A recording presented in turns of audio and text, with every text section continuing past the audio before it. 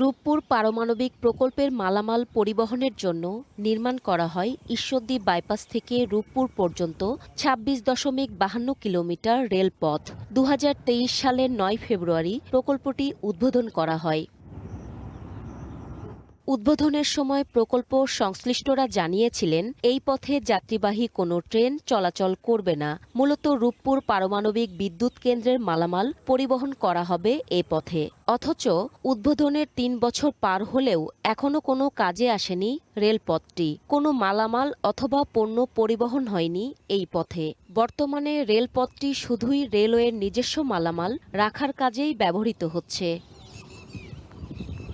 স্থানীয়দের অভিযোগ, অর্থ আত্মসাতের উদ্দেশ্যে প্রকল্পটি বাস্তবায়ন করেছিলেন তৎকালীন সরকার। আমরা জানতাম যে এখান থেকে আনুকের মাল আসবে, এখান থেকে আনলোড করে পরিবহনে আনুবিকের ভিতরে ঢোকাবে। বর্তমান কোনোই কিছু হচ্ছে না, শুধু মালগাড়ি নিয়ে আসি ইয়ার্ডে রাখছে। বানাইছিল যে এখানে ইয়ার্ড হবে, এখানে ধাপ পদার্থ আসবে, মালামাল আসবে, এখান থেকে পারমাণবিক বিদ্যুৎ কেন্দ্রে নিয়ে যাওয়া হবে। তো এখন আমরা এসব কিছু দেখতে পাচ্ছি না। বিগত সরকার এই টাকাগুলো লুটপাট করেছে, কিছু রেলের কর্তৃপক্ষের সাথে এই টাকাগুলো ভাগযোগ হয়েছে। এই কাজ কোনো জনগণের কাজেও লাগেনি, এমনকি বাংলাদেশ রেলের পাকশি বিভাগেরও কোনো কাজে লাগেনি। তবে ঊর্ধ্বতন কর্তৃপক্ষের সাথে সমন্বয় করে রেলপথটি কাজে লাগানোর চেষ্টা কর্তৃপক্ষের, জানান রেলওয়ের এই কর্মকর্তা। আমরা যদি লোডিং আনলোডিং ফ্যাসিলিটি কিছুটা বৃদ্ধি করতে পারি, তাহলে আমরা এখানে রাজস্ব অর্জন করতে পারবো।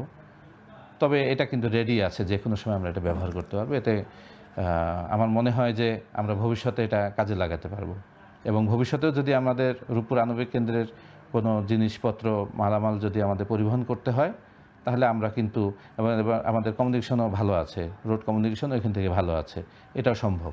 রেলওয়ে কর্তৃপক্ষের তথ্য মতে ঈশ্বরদী রূপপুর রেলপথ নির্মাণ কাজে ব্যয় হয়েছিল ৩৩৫,৯৭ টাকা।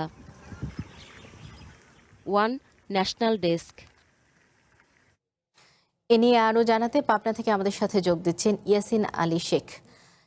ইয়াসিন, রেলপথটি কেন ব্যবহার করা যাচ্ছে না? স্থানীয়রা তো অবশ্যই চাচ্ছে রেলপথটি সচল হোক তাদের সুবিধার্থে। রেলওয়ে কর্তৃপক্ষ এই বিষয়ে কি ব্যাখ্যা দিয়েছে?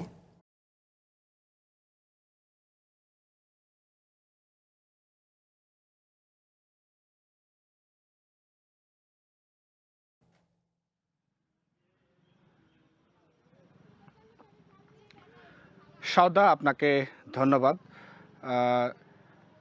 দীর্ঘ ৩ বছর আগে রূপপুরের এই রেলপথটি কিন্তু উদ্বোধন হয়েছে।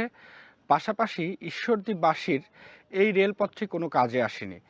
আর এই রেলপথটি তৈরি করা হয়েছিল রূপপুর পারমাণবিক বিদ্যুৎ প্রকল্প, বাংলাদেশের সবচেয়ে বড় যে মেগা প্রকল্প, সেই প্রকল্পের মাল যে রূপপুর প্রকল্পের যে মালামাল রয়েছে, সেই মালামাল নিয়ে আসার জন্য এই রূপপুরের এই রেলপথ এবং রেল স্টেশনটি আসলে নির্মাণ করা হয়।